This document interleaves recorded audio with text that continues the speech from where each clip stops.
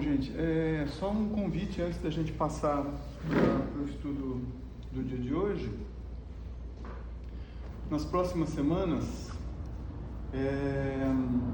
nós vamos fazer um tema bem interessante, eu acho muito interessante e gostaria de convidar a todos.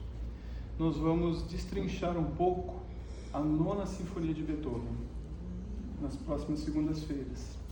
Falar um pouquinho sobre alguns aspectos musicais, né, o contexto da obra, como que ela é dividida, por que ela é uma sinfonia diferente das outras. Vamos entender de forma mais fácil um pouquinho essas coisas, né? Lembra um pouco o tema da Nona Sinfonia, para quem não... Para quem nunca ouviu a Nona Sinfonia, duvido. Não, mas lembra o tema. Aquela melodia que todo mundo canta.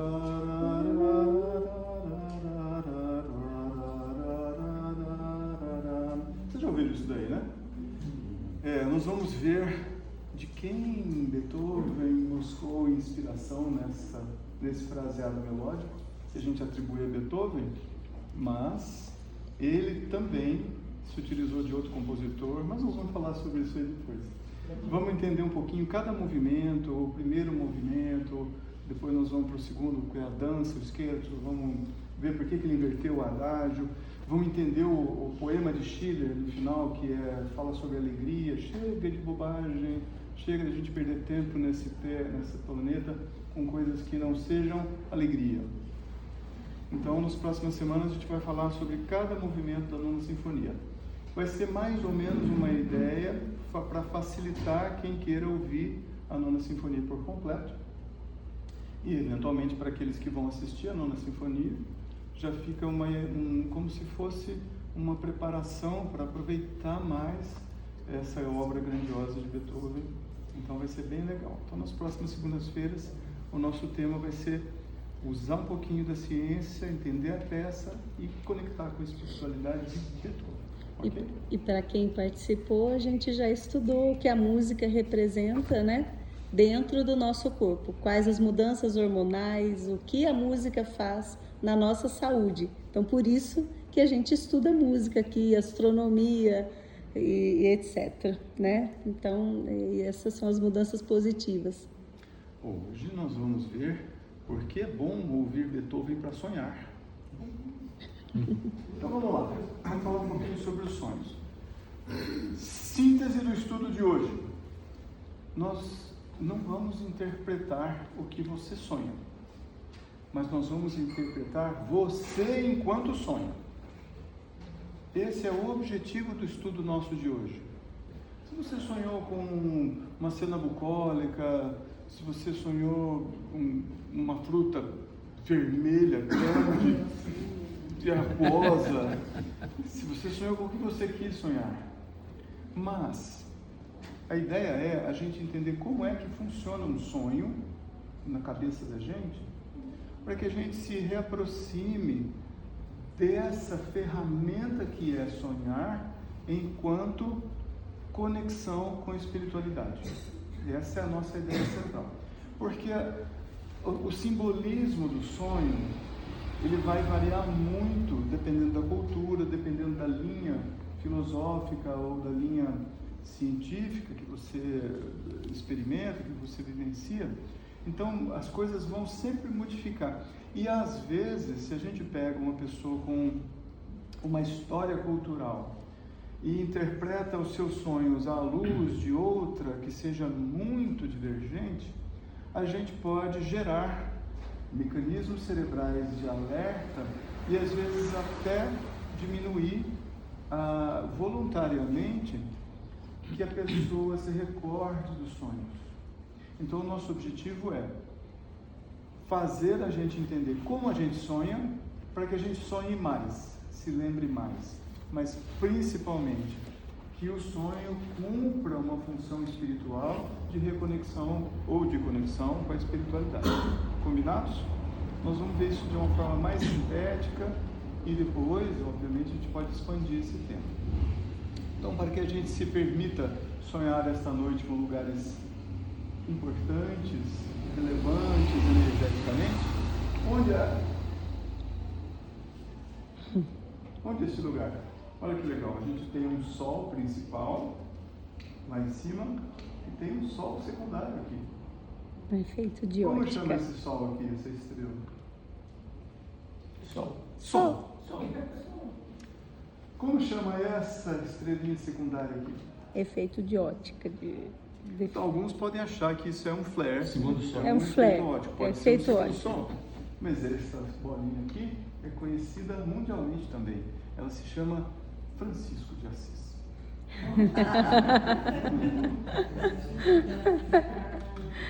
Ai, Nunca se esqueçam.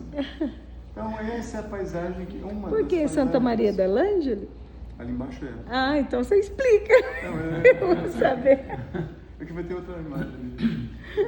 Então olha, esse aqui é uma das vistas que Francisco tinha na época do inverno, quando ele subia o Monte Subásio para meditar com seus irmãos. Então essa era uma das paisagens que ele via. Lá em cima no Monte Subásio tem crateras gigantes que foram feitas para poder ser reservatórios de água depois do degelo, mas Francisco subia muito nesses locais, especialmente depois que recebeu os estigmas lá no Monte Alverno. Então aqui em cima do Monte Subásio, e essa aqui é a vista que a gente tem. Assista aqui embaixo. O que mais? E aqui é próximo das grutas onde os irmãos meditavam, tá?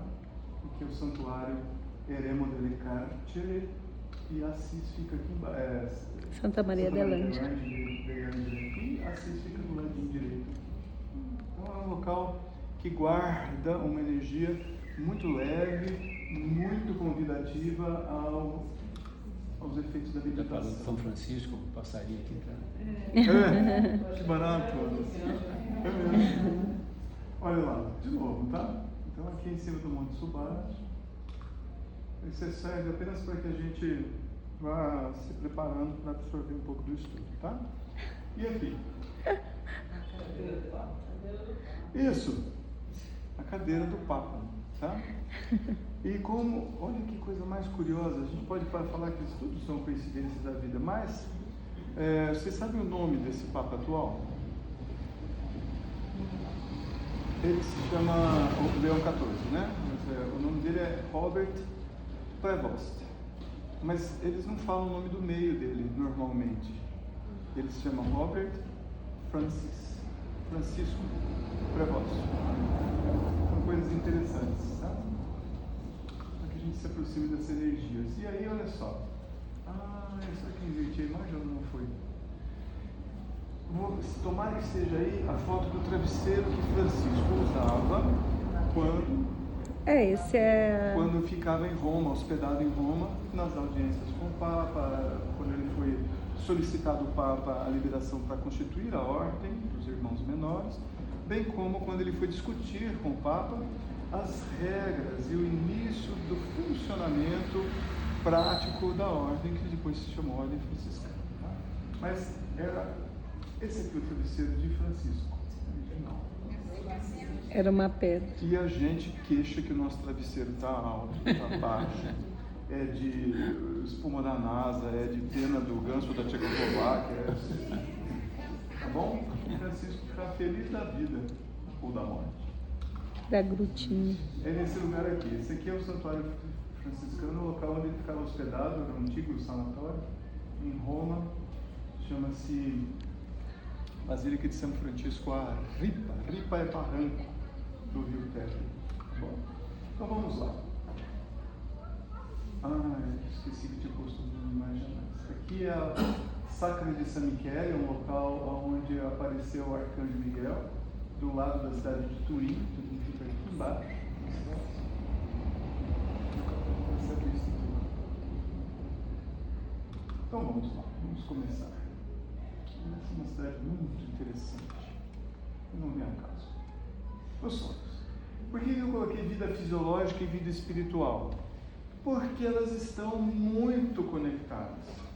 Não dá para a gente achar que a gente é só um corpo funcionando na beleza e na perfeição que Deus criou, uma máquina cheia de fios elétricos e de ductos e por aí vai. Não está muito longe disso. Porém, a gente está encarnado. Não dá para a gente querer ficar só na vida espiritual. Eu sinto muito, mas se você está encarnado, você tem que ficar por aqui por enquanto, tá bom? Então, a vida fisiológica e a vida espiritual, elas se conectam. E os sonhos são um dos diversos mecanismos de conexão entre essas duas vidas que a gente tem combinados. Eu vou falar muito sinteticamente sobre como é que a gente usa essas coisas aqui, ó. A gente já vem falando há muitas semanas sobre a glândula pineal, sobre a sua importância no corpo, muito além da produção de melatonina e de interferência nos ritmos todos do corpo, e também da conexão dela com o plano sutil, lembram-se, através dos estímulos magnéticos nos cristais de hidroxiapatita que ficam na pineal. Eles se deformam, quando voltam geram um impulso neuroquímico que vai afetar o hipotálamo e gerar os comportamentos psicobiológicos.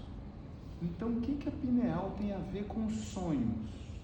Do ponto de vista material e espiritual. Caprichosamente, enquanto a gente sonha, existem alguns mecanismos fisiológicos, algumas coisas acontecendo no corpo. E a maior parte delas diz respeito à ação de substâncias colinérgicas. Eu tenho aquilo que aumenta a minha pressão e tenho aquilo que abaixa a minha pressão. A adrenalina vai aumentar a minha pressão. A acetilcolina vai abaixar a minha pressão. Mediunidade de incorporação. A pessoa que incorpora o espírito aumenta a pressão, eriça os pelos. A gente fica com a pele mais fria, como se o corpo se preparasse para uma luta.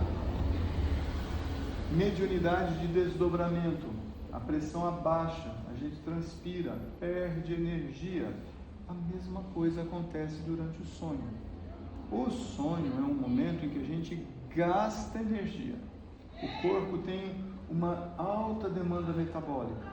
O cérebro está, entre aspas, ligadão, consumindo açúcar de montão.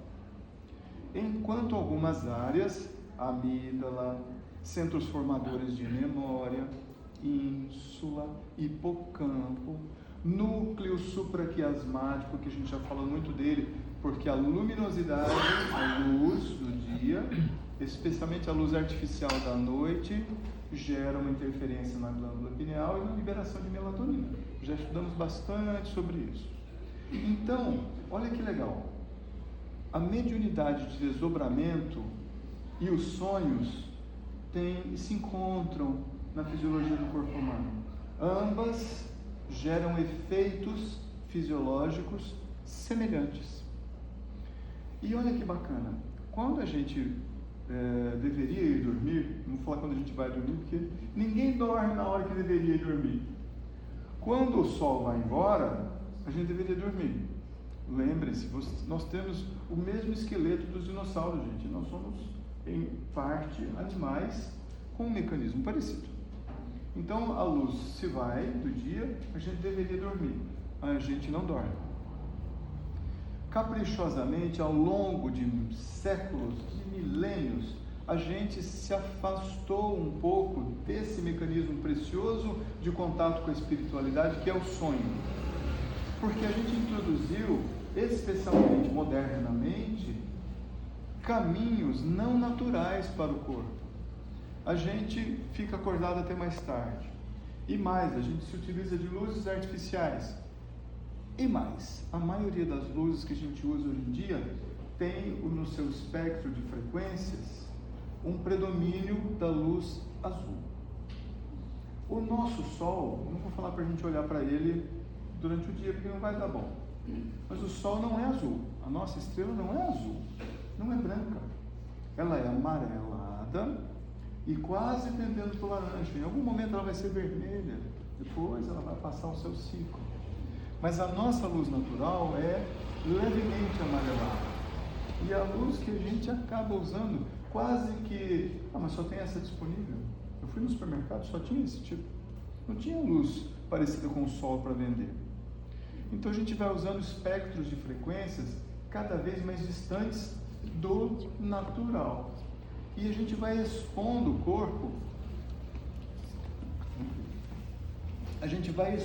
corpo, a cada vez mais mecanismos não naturais. E o que vai acontecendo? Esses mecanismos não naturais vão interferir no funcionamento fisiológico da glândula pineal, retardando a liberação de melatonina e imprimindo, através da luminosidade, uma interferência no núcleo supraquiasmático, no hipotálamo, fazendo com que a pineal fique gastando energia sem desdobrar, sem entrar naquele mecanismo da mediunidade de desdobramento, que no fundo é o nosso sono, um estado alterado de consciência. A meditação ajuda muito, porque ela promove uma limpeza do cérebro, porque ela vai organizar as diferentes áreas cerebrais para que todos fiquem mais ou menos na mesma frequência. É como se ela falasse para todo mundo assim, ó, olha, vamos cantar em uníssono essa música no coral? Então vai todo mundo cantar a mesma coisa. Então a meditação facilita e favorece demais esse mecanismo de limpeza cerebral para a gente se preparar para o sono, entre outras coisas das quais a gente pode se beneficiar na meditação. Mas existe um outro mecanismo também que a gente usa pouquíssimo demais da conta, que é muito. Lembram que nós falamos bastante sobre os comportamentos psicobiológicos? Aquelas coisas que a gente faz que não queria ter feito, e depois que você fez, você se arrepende, mas já fez. Especialmente aquelas bizarrices, nossa, atacar a geladeira à noite, dormir de menos, comportamentos bizarros da sexualidade, agressividade, ímpeto de pavio curto. Essas coisas todas, nessas coisas todas, o hipotálamo está implicado. É quase como se a gente falasse, mas então não fui eu, foi o hipotálamo. Foi. Mas você permitiu que ele sofresse essas interferências externas que, através da glândula pineal, geram esses comportamentos bizarros. Tudo bem, nessa nossa vida moderna, não dá para escapar muito. Ali tem um transformador da rede pública lá de iluminação. Eu não tenho como ficar longe desse trem. Eu estou trabalhando aqui, o meu aparelho de ultrassom, por exemplo, ele precisa de um outro equipamento, um no-break específico, que gera um ruído muito desagradável. E eu passo muitas horas do dia me expondo a esse tipo de coisa. Como todos nós terminamos o dia depois de muito tempo expostos a mecanismos que vão gerando ruídos cerebrais. As telas que a gente usa no celular, no computador, na televisão, não sei lá o que, elas se atualizam com uma velocidade muito superior à capacidade do meu lobo occipital, que comanda a visão, de lidar com todos aqueles frames, aquelas telas que vão se atualizando. O cérebro vai ele lida com isso, mas ele vai gastar energia com tudo aquilo que for muito acima de 30 quadros por segundo. E as nossas telas são fixadas, isso é internacional, para ter uma qualidade de imagem em tempo real acima de 60 Hz, 60 ciclos por segundo. Hoje em dia, acima de 72. Nas TVs modernas, acima de 120 ciclos por segundo, como são as mais interessantes até para jogar, né, Antônio? Então, para os jogos, o pessoal quer as coisas cada vez mais rápidas, mas isso tem um custo para a saúde da gente. Isso vai fazer com que a gente não prepare o cérebro para o ciclo do sono. Não preparando o cérebro adequadamente, o que a gente vai sonhar vai ser uma mescla do que precisa ser sonhado, cada um individualmente, com um monte de ruído ocasionado pelo dia. O ruído, então, tem os mecanismos ambientais e aos quais a gente está exposto e que são artificiais, mas também existem aqueles ruídos provocados pelo estresse e por tudo aquilo que o cérebro não prevê. Você está quietinho e um cachorro late rápido. Sabe esses cachorros que você está andando tranquilo, pensando lá no melancia que você vai comprar no supermercado, você está feliz da vida, e o cachorro late rapidamente em cima de você. Você tem sentimentos bons pelo cachorro, normalmente. Depois de uma situação como essa, você fala, cachorrinho lindo. E intimamente, você está desejando o bem do cachorro? Ah, fala a verdade. Senão a morte você quer que ele passe pelo que você passou. Então, todas as coisas que o cérebro não prevê geram ruído durante o dia. Se você está numa batalha, você está numa guerra, você está esperando muita intensidade, você está numa atividade esportiva, então aí sim a quietude é um momento inesperado. Mas se você está num dia tranquilo, os momentos de irritabilidade seu ou das pessoas, os ruídos propriamente ditos, os sons, os estampidos, tudo aquilo que modifica o padrão que o seu cérebro está naquele momento, gera um ruído. E esse ruído vai ser trabalhado à noite, quando a gente deveria entrar em metabolismo basal.